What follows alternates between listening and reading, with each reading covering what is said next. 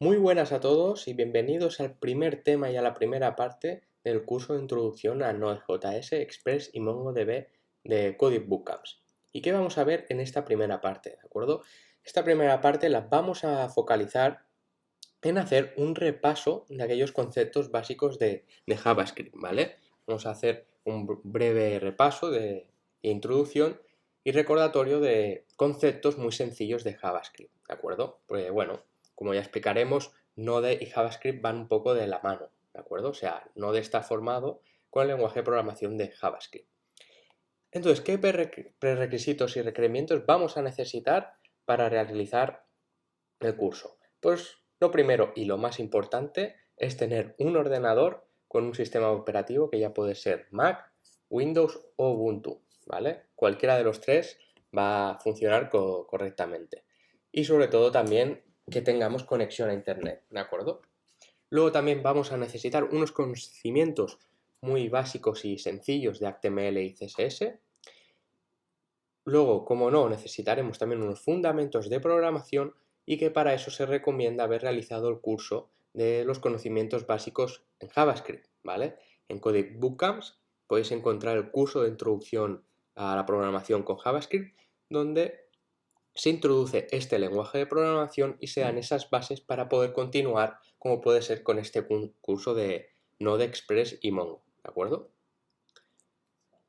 Entonces, vamos a empezar con este repaso, ¿de acuerdo?, sobre conceptos de programación básicos, ¿vale? Para luego nos meteremos en la parte de la instalación y la preparación de Node.js.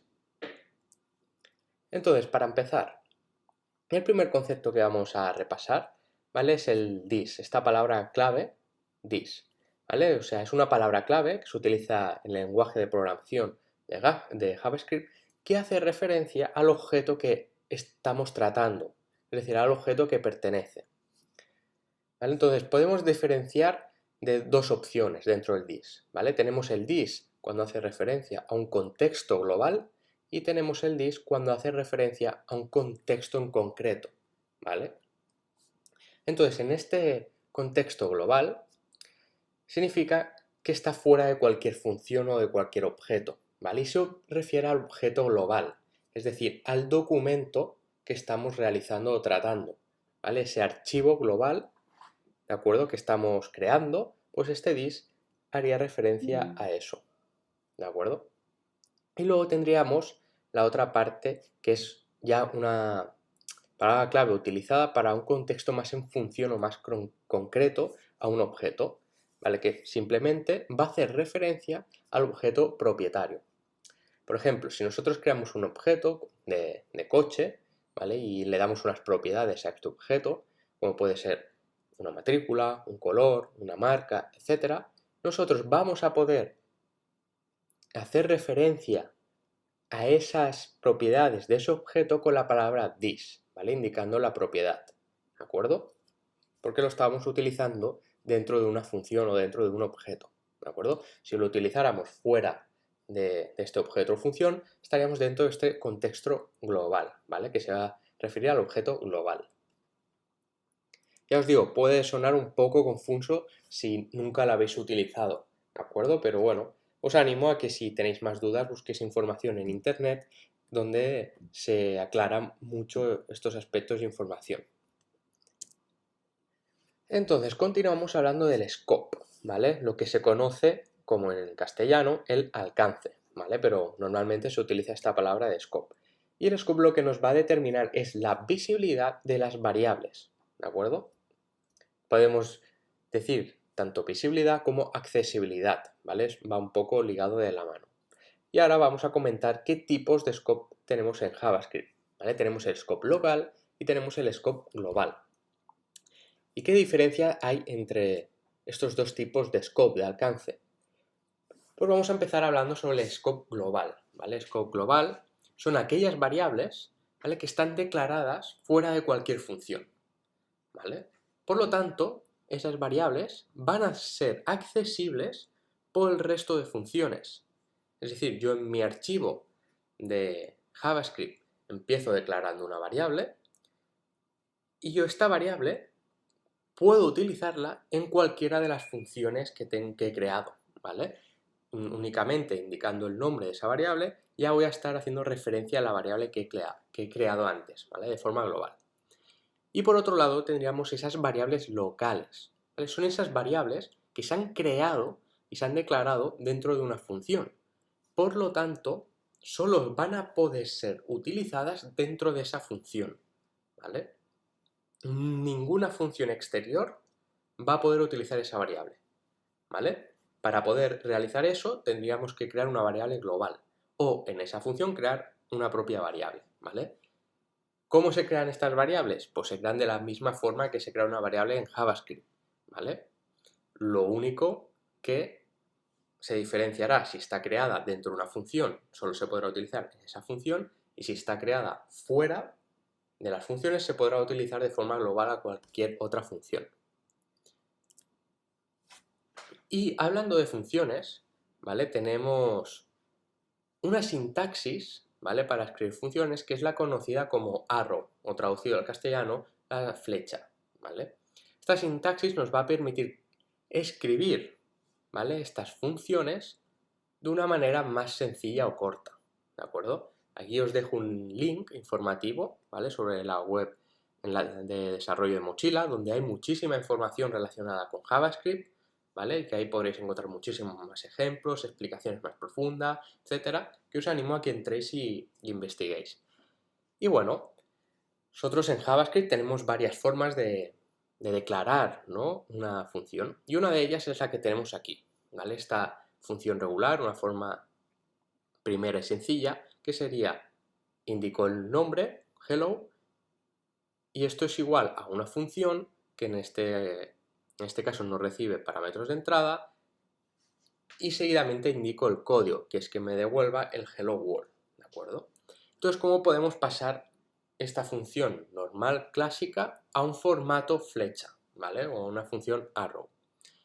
Pues lo haríamos de esta manera, ¿vale? Indicaríamos el nombre de la función, seguidamente de un igual, y ya seguidamente indicaríamos los parámetros de entrada si son necesarios, en este caso y en este ejemplo no son necesarios, y haríamos uso de esta flecha, ¿de acuerdo?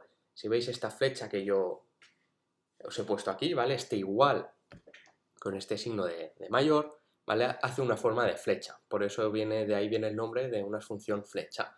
Y seguidamente de la misma forma abro los claudators y pongo ahí el código de la función, en este caso un return hello world. Perfecto, entonces seguimos, vamos a hablar sobre los bucles. Aquí lo tenemos, sí. ¿Qué es un bucle? ¿De acuerdo?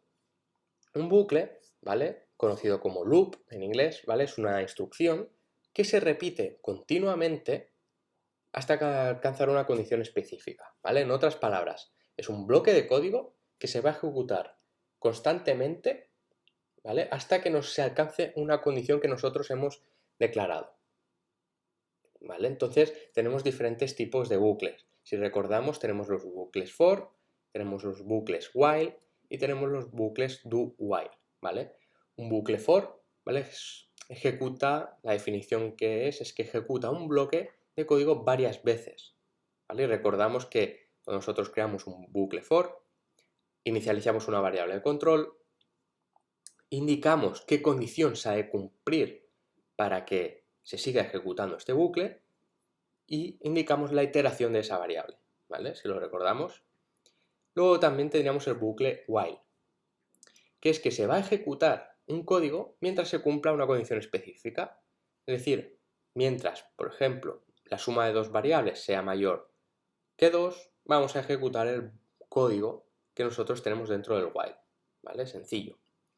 Y por último tendríamos el do while, ¿vale? Muy relacionado y similar al while, pero la diferencia es que siempre vamos a ejecutar una primera vez ese bloque de código y luego evaluaremos la condición especificada, ¿vale? Si vemos la diferencia entre el while y el do while es que el while primero evalúa condición y luego ejecuta el código. En cambio el do while la primera vez ejecuta el bloque de código y luego evalúa la condición especificada, ¿vale? Luego también otro concepto así a recordar es el punto y coma, ¿vale? Es decir, el punto y coma lo que está haciendo es indicar al final de una expresión. Cuando nosotros declaramos una variable, la acabamos en punto y coma. Cuando acabamos una función, la finalizamos en punto y coma, ¿vale? Cuando acabamos de crear una instrucción, la finalizamos en punto y coma. O sea, es muy buena práctica acabar todas esas instrucciones y expresiones en punto y coma. Si vamos aquí al ejemplo, veis que yo he podido utilizar aquí, en el return hello world, siempre acabo la instrucción con un punto y coma, ¿vale? Entonces, continuamos con los comentarios, ¿vale? Con comentarios que son un aspecto muy importante en JavaScript y a veces muy poco valorados, ¿vale? Entonces, tenemos dos formas de añadir comentarios a nuestro archivo de código JavaScript. Podemos añadir comentarios en una línea o podemos añadir comentarios en varias líneas.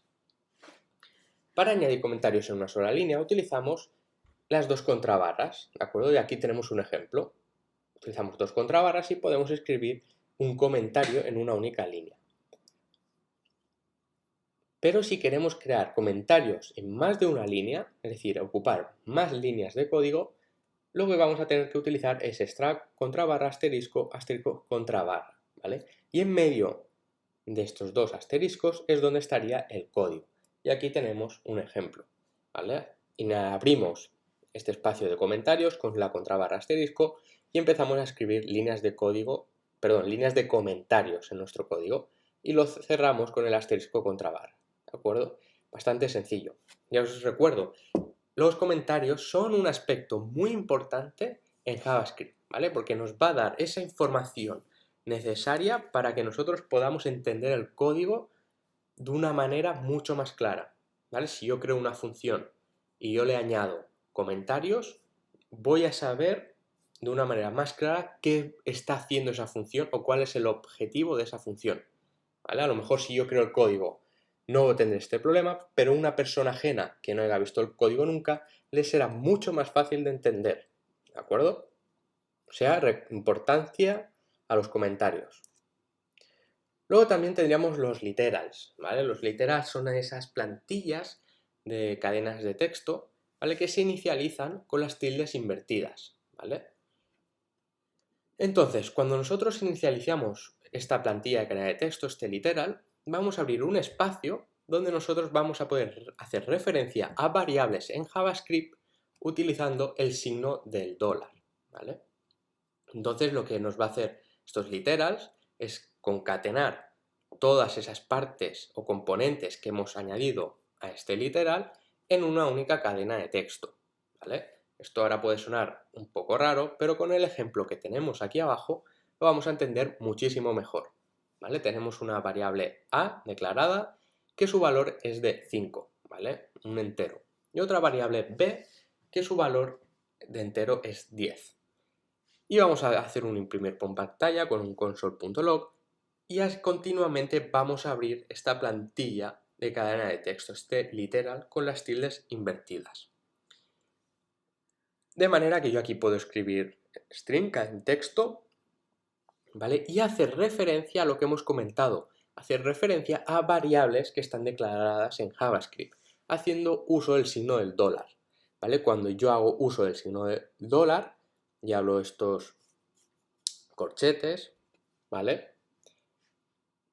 Puedo hacer referencia a las variables que tengo, es decir, a la variable a más la variable b, y cierro, ¿vale? Seguidamente puedo añadir más texto y puedo volver a abrir este espacio para hacer referencia a las variables en JavaScript, ¿vale? Con el uso del dólar, ¿vale? Hablo y añado el nombre de las variables, ¿de acuerdo? En este caso estoy multiplicando, ¿vale? Así que esto quedaría en un formato totalmente de string, ¿vale? Este imprimir por pantalla. ¿Qué más tenemos por aquí? Tenemos las expresiones, ¿vale? Una expresión, por decirlo de alguna manera, es cualquier línea de texto, ¿vale? Lo que pasa es que se podría definir como una unidad de código que evalúa a otro valor, ¿vale? Y estás formando una expresión, ¿vale? Entonces se puede clasificar pues según sea un booleano, según sea un string, un entero, etc. ¿Vale? Aquí vemos una expresión. 300 es mayor que 19. Esta expresión será verdadera, será true, ¿vale? O sea, se va a evaluar como un booleano, ¿vale? Bastante sencillo, no tiene mucha complicación. Y luego tenemos aquí el tema de las variables, ¿vale? Un breve recordatorio de qué es una variable, cómo se declaran y qué tipos tenemos, ¿vale? Entonces, una variable en JavaScript es simplemente una cajita donde nosotros vamos a almacenar unos valores y unos datos, ¿vale? Nosotros vamos a declarar unas variables, le vamos a dar un nombre y le vamos a asignar un valor, ¿vale? Sí que es verdad que nosotros podemos declarar variables sin asignar valores, para luego, posteriormente, con el código, asignar valores a esas variables. Entonces aquí tenéis un simple ejemplo, ¿vale? Que declaro una variable length, ¿vale? O sea, uso la palabra clave var, el nombre de la variable, en este caso length, igual a un valor, que en este caso sería 10. Es decir, sería una variable de tipo entero, ¿vale? Que almacena el valor de 10. Y siguiendo hablando de las variables, tenemos diferentes tipos. Como ya sabemos, tenemos las booleano, ¿vale? Las cadenas de textos o conocidas popularmente como string, o los enteros, ¿vale? Básicamente estos son los tres tipos de variables fundamentales. Sí que es verdad que nosotros podemos declarar variables vacías o variables nulas, con la palabra clave null, ¿vale? Entonces, aquí tenemos el ejemplo del caso anterior, que estamos declarando una variable length, ¿vale? Con un valor 10, que sería de un tipo entero, ¿vale? Y bueno, suelo recordar que las variables son dinámicas. ¿Qué quiere decir esto? Que estos valores pueden ir cambiando. Si yo creo esta variable y a continuación a mi variable length le asigno otro valor, como puede ser 8, esa variable va a pasar automáticamente a tener ese valor, ¿vale? Es decir, son dinámicas, ¿vale? Pueden cambiar, ¿vale? El valor de las variables. Entonces, ¿qué es una función? ¿Vale? Una función, como ya nos debe sonar lo que es, ¿vale? A modo recordatorio, es un bloque de código, ¿vale? Es que yo voy a poder ejecutar en cualquier otra parte de mi archivo, ¿de acuerdo? De manera que voy a eliminar la necesidad de escribir ese código varias veces, ¿vale? De manera que si yo creo una función que realiza una cierta tarea, por decirlo así, o una cierta función, tal como se llama, la voy a poder reutilizar en varios sitios para realizar la misma función, ¿de acuerdo? Entonces, ¿qué nos permite las funciones? Pues una de las ventajas más importantes es que mi programa lo voy a poder dividir en pequeñas funciones, ¿vale? Que va a ser más sencillo de entender, más sencillo de visualizarlo y más sencillo de manejar y tratar, ¿vale? Entonces, aquí tenemos el esquema básico y formato básico de una función en JavaScript, ¿vale? Que es función, nombre de la función, entre paréntesis, los parámetros de entrada que va a recibir esa función, en caso que tenga, en este caso recibe el parámetro number, y dentro del bloque de la función escribimos el código que queramos que se ejecute. En este caso es un return que me va a multiplicar ese parámetro de entrada que yo voy a dar por ese mismo parámetro de entrada, ¿vale? Y me va a devolver ese valor, ¿de acuerdo? Bueno, ahora con este breve ejemplo hemos visto las diferentes maneras que tenemos de escribir funciones. Hemos visto esta función totalmente clásica y estándar. Hemos visto la función en un formato un poco más diferente, ¿vale? En el ejemplo anterior, cuando hablábamos de las funciones flecha. Y ahora estamos viendo, y también hemos visto ese formato flecha mucho más sencillo y que nos permite una sintaxis mucho más rápida. Perfecto, luego también tenemos un tipo especial de variable, que sería los arrays, ¿vale? ¿Y cuál es la peculiaridad más importante de los arrays? Su peculiaridad es que podemos almacenar más de un valor a la vez, ¿vale? Recordamos que en una variable normal, de tipo string, por ejemplo, o de tipo int, yo la declaro, indico el nombre y le asigno un valor, ¿vale? En este caso solo puedo asignarle un valor, que le asigno el valor de 10, en este caso, esa variable tendrá el valor de 10. Pero los arrays nos van a permitir tener más de un valor, ¿vale? En esa variable. Y se crea de la misma manera. Palabra clave utilizada en JavaScript, var, ¿vale? Nombre del array, ¿vale? Y seguidamente, entre estos corchetes, pero estos clavados, indicamos los diferentes valores ¿vale? Que va a tener nuestro array, ¿vale? Puede ser un array con valores numéricos, enteros, ¿vale? Strings, ¿de acuerdo? Podemos hacerlo de diferentes tipos. Y bueno, este array contendrá los diferentes valores que le demos. Entonces, ¿cómo podemos hacer referencia a un cierto valor? ¿Vale? Entonces, el valor dentro de un array están indexados por su posición, ¿vale? Empezando de la posición 0. Es decir, el ítem 1, ¿vale? Que de forma clásica estaría en la posición 1, ¿vale? La primera posición, estará indexado dentro del array en la posición 0. El ítem 2 estará indexado en la posición 1, ¿vale? De manera que si yo quiero acceder a esa información o a ese valor, voy a tener que indicarlo en el array, escribiendo el nombre del array, y entre traductors escribir la posición, el índice en el que se encuentra el valor que yo quiero tratar, ¿vale? Luego también comentar que, bueno, recordar que hay arrays dinámicos y arrays estáticos. Los arrays dinámicos son aquellos que su longitud o la cantidad de valores que almacenan puede ser variable. Puede tener 1, 2, 3, 4, 5, 6, 100, luego 5, ¿vale? Es totalmente variable. Y los estáticos son aquellos que la longitud del array, o sea, la cantidad de valores que puede almacenar, está limitado, ¿vale? Yo puedo limitarlo cuando lo declaro a 3, a 5, a 6, ¿vale? Según yo quiera o me convenga.